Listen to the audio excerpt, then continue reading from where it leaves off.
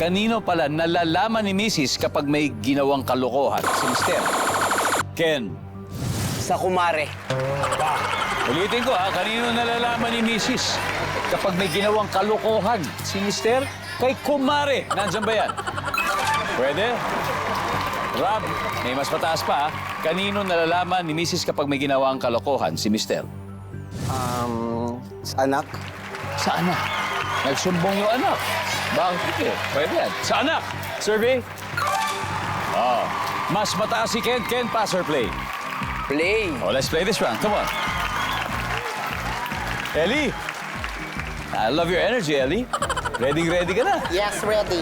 Oh, kanino nalalaman ni Mrs. pag may ginawang kalokohan si Mister? Sa mga marites. Oh, sa mga marites. Survey says...